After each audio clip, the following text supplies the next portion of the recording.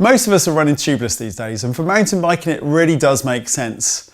Obviously it reduces your chances of getting punctures, but it also increases your traction because you can run things at lower pressures, and it's a touch lighter than running inner tubes as well. Now, most of the time it's quite easy to actually set up everything tubeless. With the right equipment it works quite easily, but there's always those times when it just won't work. When the sealant won't work, when your tyre won't seat, and you just end up frustrated. Now at MBR, we've obviously set up an awful lot of tubeless setups in our time.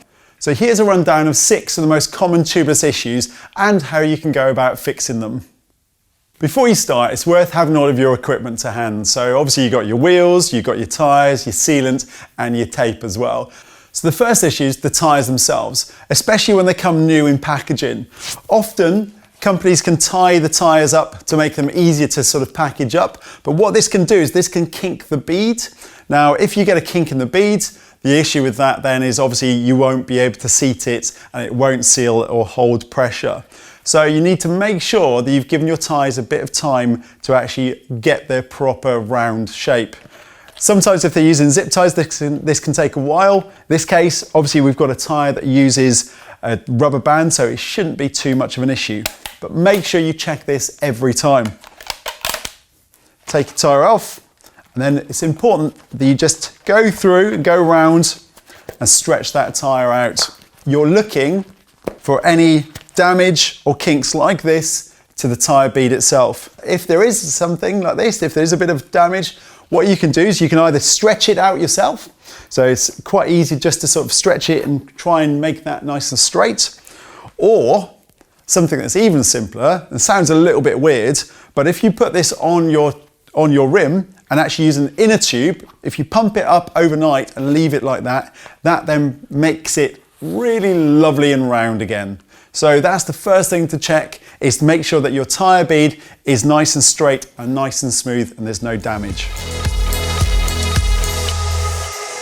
Okay, so the second thing you need to check is about the tape itself, so the tape that you're using. First of all, even before you sort of start this job, it's really important that everything is warm. Now, it sounds strange, but your tubeless tape will obviously stick better when everything is at room temperature. So if you can get permission from your partner to bring everything inside the house and do this inside, that'd be perfect. Because when it's warm, what you'll be able to do is you'll be able to stick it a lot easier to the rim itself. And when it's stuck, it will stay stuck as well, with less bubbles and less lifting.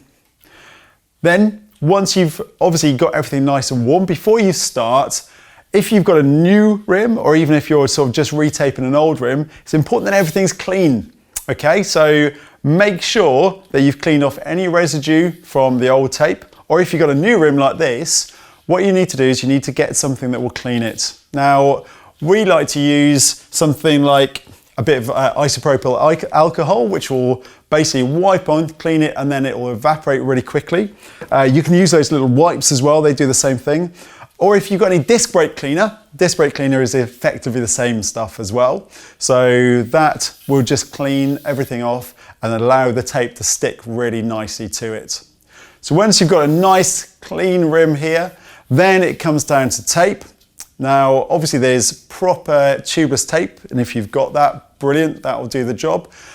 What I've actually started using, what we started using quite a bit here, is Gorilla Tape. So Gorilla Tape is effectively like a gaffer tape. It's really sticky, and this is brilliant because what it'll do is it will stick really nicely and you can push it down and it'll stay in place. Then it comes down to how you tape things up. Now, we've done loads of videos about setting tubeless up, so I'm not going to go into this in too much detail. If you want to do that, have a little search for MBR's tubeless setup video. It's really good. But you want to start relatively close to the valve hole and then aim to just do one round and then overlap to the equal side on the other part of the valve. The other important thing as well is, when it comes to your tape, it needs to be the right width for your rim. So this is a 28mm rim, this is 25mm tape, so this should go pretty much from one side to the other. You want it to be about that width itself, okay? If it's too narrow, potentially it won't cover the spoke holes. Too wide, and it'll be difficult to get the tyre to actually seat on there as well. So here's our valve hole. So we're going to start around about 6 inches or so the other side of that. Now, if you just push down the first little bit, then what you want to do is you want to make sure that you're holding the tape nice and taut. So just do a small bit at a time, bring that around. Now don't worry too much at the moment about pressing it down, we can do that in a second. But just do small bits, make sure you're keeping it nice and straight, nice and lined up, just like so. Okay, so I'm just about to overlap. So we know that the valve hole is around about here. There's a nice little arrow on this rim, so it makes it a lot easier to work out. So we're just going to go to the other side there. Get your scissors. Obviously, as I said, keep your equipment nice and near to you. Cut that tape.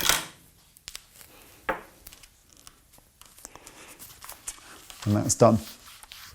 Now, this is the important thing then as well. Once you've actually finished taping that, using your thumb, what you're trying to do is you're trying to push that tape down.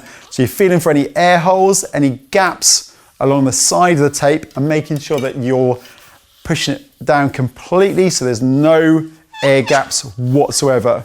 You can see as I'm pushing, there's a little bit of air pushing through. That's fine. That will find its way out of the valve hole. So go around. And then when you're happy that that's nicely done, like so, you might want to go around it a couple of times, then that's the rim tape done. If it's nice and warm like this is and nice and clean, that'll be stuck and it shouldn't really start unpeeling at all. So you've got that sorted.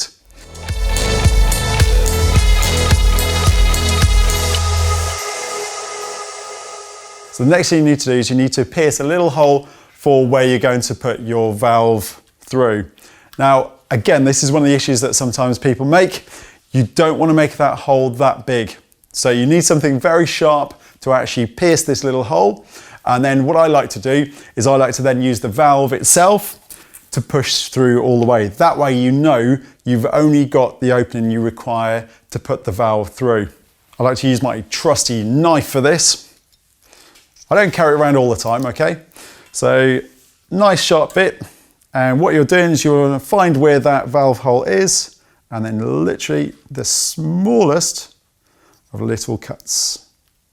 So you're just trying to pierce through more than anything else. So once we've pierced through, then you can use your valve to actually push through all of the way. Now, that one's going through quite nice and easy. If you find it a little bit tight, because it's threaded, you can effectively thread it through and that will do the job nicely. Then apply the lock ring. Now this comes on to our third issue that sometimes happens. When you're putting your valve through, sometimes you'll find that air leaks through the valve. Now, you want to make sure, first of all, that the valve is pushed through properly. So you might want to use your thumb to make sure that the rubber end here actually just goes through nicely. The other top tip is don't tighten the lock ring too much. You're probably tempted to really keep tightening until you feel almost like it's making the seal better. But actually, if you do that, you actually run the risk of compressing the actual rubber bung itself and piercing the tape a little bit too much as well. So it's important just to tighten it up enough so it feels tight here, but no more than that. Okay, so as you can see, they all have the rubber part on here. Now, if you tighten that too much, it's going to compress it too much and it's not going to do its job properly. So you can end up leaking air through that quite a lot. So that then should be all you need to prepare your wheel to get everything ready to go tubeless. The fourth thing that can cause you problems is in inflation. Now, obviously I haven't got the tyre on yet, so it sounds a bit weird about talking about this first, but it's important you've got the right thing to actually inflate your tyres. Some tyres and rims will go up nice and easy without actually needing anything more than your normal track pump. A few quick pumps and it's up. But most of the time, it's probably a good idea to get something like this tyre booster or the air shot. This is effectively a compressor, so you can pump it up. It will hold 120 psi in here, and it will allow that real quick rush of air to basically seat your wheel. So once you've got your tyre inflator or your track pump ready, the other thing you might want to do, and this helps sometimes if you've got a particularly sort of tight valve, is you might want to actually undo the valve core. It will allow that air to go in a lot quicker. The other thing you can check as well while you're doing that is you can check that the valve core itself is tight.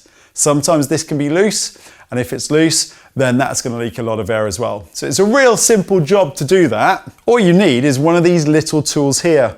Now, this is just like a little bit of plastic. Most of us have probably had these kicking about in the workshops, or you can just pop to the bike shop and you can pick these up for pennies, really. So what you've got is your valve has a removable core. If I show you on here, you'll see that the silver bit has actually got flat sides. So you can use this little D-shaped one here and undo that valve core. So then you've got basically a big tube, a big hole, so you can put a lot of air through there. And also while you're doing this, you can make sure it's tight. Sometimes if that's not tight, then obviously it will lose a lot of air through there. Probably the biggest reason why your tubeless setup doesn't work is that you haven't given it a chance to seat properly. So the bead itself really needs to be seated, and therefore it won't allow the air to escape. If it's not seated properly, then chances are it won't work. Also, your tyre is going to be a bit wonky and it's not going to be sort of working as it should do. So in order to be able to seat it properly, it's all about getting that pressure up and hearing that lovely pinging and popping, almost like the wheel itself is braking around you. The easiest way to make sure that your tyre seats properly is to use some form of lubrication on the tyre bead before you put it on, and that will allow it to slip nice and quickly and easily into place. You can use soapy water, just spread a little bit of soapy water around the bead itself, or a bit of sealant. Now, if you use a little bit of sealant on there, so if you use a little brush and paint that sealant around the bead, that will work two ways. First of all, it will help it to seat the tyre, but also, because of sealant's nature, it should prevent a little bit of air from leaking out. I actually use some silicone polish. Now, it sounds weird, but if you spray some silicone polish around the bead, this will certainly help it to pop into place. And the other real advantage of using silicone is what it does, it coats the sidewalls and prevents mud from sticking to it. Now, I'm not saying you want to spray it all over the tread, that wouldn't be a great thing. And also, when you are spraying it on, if you want to use this approach, make sure you've taken off your disc rotors or protected your disc rotors, because the last thing you want to do is spray polish onto your discs. But when you do those things, that should help you, or help the tyre itself, to seat properly. The other final thing to remember when you're trying to seat a tubeless setup is you're probably going to need to go over the pressure you would normally run those tyres at. So check the side of the tyre, check the wheel itself, so check the rim for what pressures they recommend, because you might need to go almost up to that sort of point before you finally get those pops. But if you use one of those lubrication methods, it should seat without needing to go up to those high pressures. If you do exceed those tyre pressures, then obviously you can damage not only the tyre, but you can damage your wheel itself. So make sure you use some form of lubrication, which will help you to seat the tyres at a much lower pressure.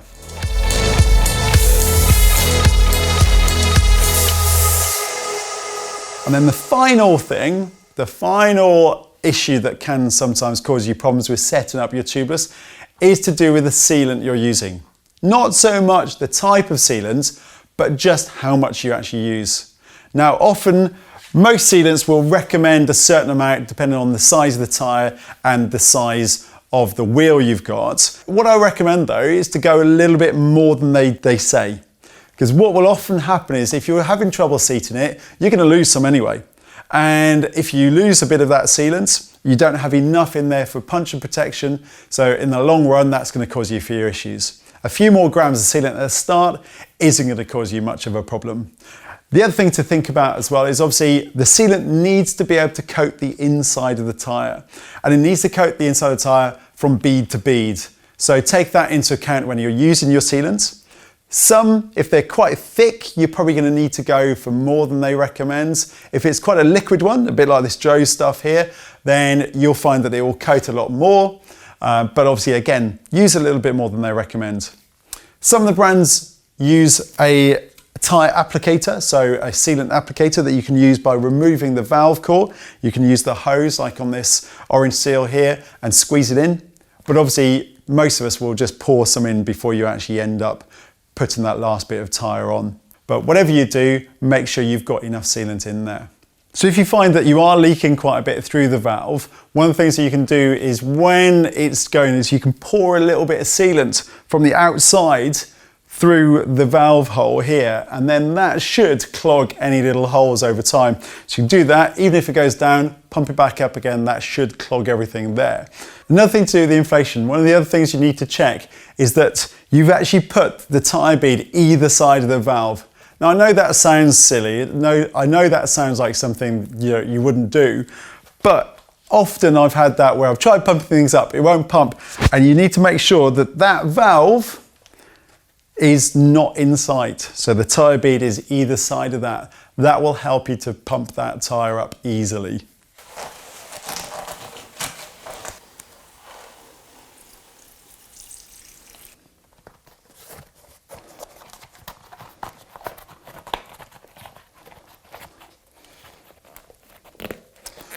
So once you put your sealant in, make sure it's all the way on, then we're ready to go. Before you do start inflating it though, what you might want to do is just spin it round. So spin it round, make sure that sealant is coating all of the inside of that tyre. That will give you a good start before you try pumping it up. So when we're happy, and we've checked everything, then we can start.